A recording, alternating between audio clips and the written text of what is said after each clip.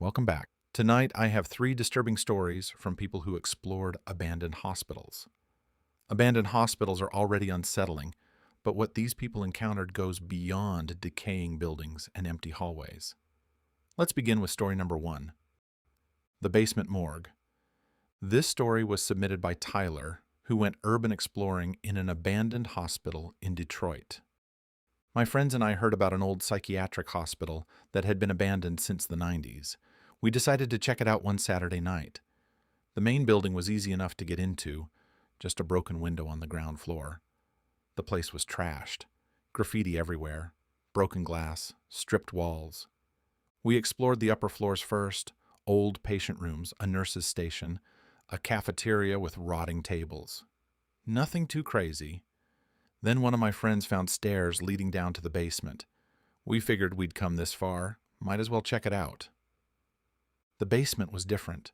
No graffiti, no trash, just empty hallways and that smell, formaldehyde and decay. We found the morgue at the end of a long corridor. The door was still intact, which was weird. Everything else in the building had been stripped or destroyed. I pushed the door open. Inside were the metal drawers where they kept bodies. Most were hanging open and empty, but one drawer was closed. I don't know why I did it, but I walked over and pulled it open. There was a body inside, not a skeleton, not bones. A body. Recent, maybe a few days old. It was a man in modern clothes, lying on his back with his eyes open, staring at the ceiling. We ran, called the police from the parking lot.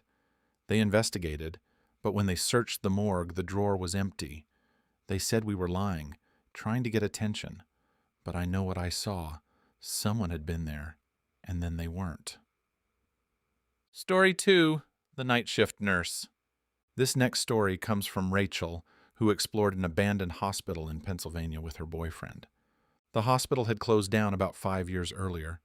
We went during the day, thinking it would be safer than at night. The building was massive, 4 stories tall with 2 wings. We started in the east wing, working our way through the floors. Everything was left behind when they closed. Patient files scattered on the floor, wheelchairs in hallways, medical equipment still plugged into walls. It felt wrong, like everyone had just walked out mid-shift. We reached the 3rd floor around 2 in the afternoon. That's when we saw her. At the end of the hallway stood a woman in a nurse's uniform. Old-fashioned. White dress, white cap, the kind you'd see in photos from the 60s. She was standing completely still, facing away from us. My boyfriend called out to her, asked if she was okay, if she needed help. She didn't move, didn't respond. We started walking toward her slowly. As we got closer, I could see her shoulders were shaking, like she was crying or laughing. We were maybe 20 feet away when she turned around. Her face was wrong.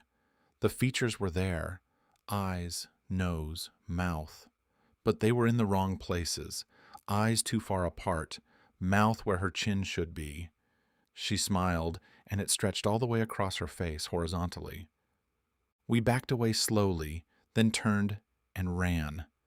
When we looked back from the stairwell, she was gone. We left immediately and never went back. I still have nightmares about that smile. Story 3, the operating room. This final story was sent in by Kevin, who works in demolition, and I want you to pay close attention to this one because out of everything we've covered tonight, this is the one that has stuck with me the longest. Kevin isn't someone who spooks easily. The man tears down buildings for a living. He walks through condemned structures, flooded basements, collapsed ceilings, rooms that haven't seen another human being in decades. That is just Tuesday for him. So when a guy like Kevin walks off a job mid-shift and doesn't look back, I think that deserves our full attention. His crew had been hired to demolish an old hospital in upstate New York. Standard job on paper. Before any demolition can begin, there's a mandatory walkthrough, documentation of hazardous materials, asbestos, lead paint, medical waste, anything that needs to be handled before the walls come down. Kevin was assigned to photograph and log everything on the 2nd floor, the surgical wing. Most of the operating rooms had already been stripped and cleared out, but one hadn't been touched. The operating table was still in the center of the room.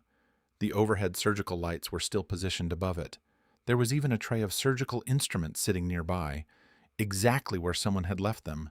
Years ago, like whoever was working that room, just stepped out for a moment and never came back. Kevin photographed everything, noted it in his report, and was about to move on. That's when he heard it, a heart monitor. That steady, rhythmic beeping that is so specific, so particular to hospitals and emergency rooms that even hearing it secondhand through a screen right now probably sends something through you. That sound is wired into something deep. Kevin heard it clearly coming from inside that room and stopped dead. There was no equipment plugged in. There was no power running to that building at all. The whole structure had been disconnected from the grid before the crew even arrived. There was no possible source for that sound, but it kept beeping. Kevin moved toward the operating table, and that's when he saw it. An outline on the surface of the table. Not a stain, not a mark from years of use. An outline shaped like a person, like someone had been lying there and left an impression behind. The kind of shape you'd associate with old crime scene documentation. Except this one wasn't static. It was glowing faintly, softly pulsing, its rhythm perfectly matching the beeping that had no source. He reached out to touch it. The moment his hand got close, the beeping stopped. Instantly. Complete silence. The outline disappeared like it had never been there. And in that silence, from directly behind him, Kevin heard breathing. Slow, raspy, mechanical. The specific, unmistakable sound of someone dependent on a ventilator to pull air into their lungs. He turned around. The operating room door was closed. He had not closed it when he came in, he was certain of that. It had been standing open.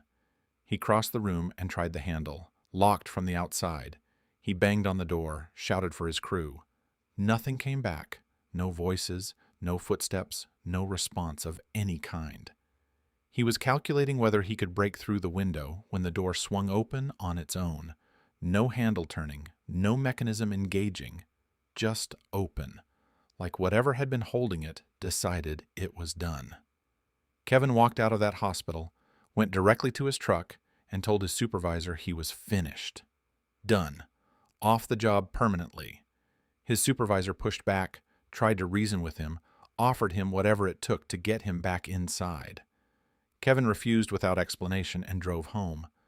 They brought in another crew member to finish the second-floor documentation 3 days later.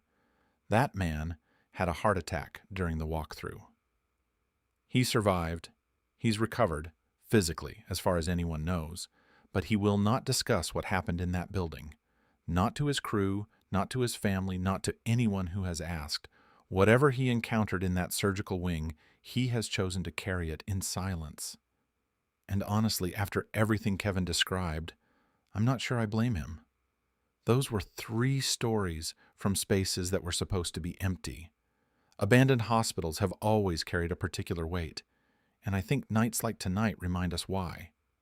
There is something about a place built for healing that, when left alone long enough, seems to hold on to what it witnessed. If you have explored an abandoned location, or if something has happened to you that you cannot explain and you're looking for somewhere to send it, my email is in the description below. I read every single submission and I take every single one seriously. As always, thank you genuinely for spending part of your night here with me. Stay safe, stay curious, and I will see you in the next one.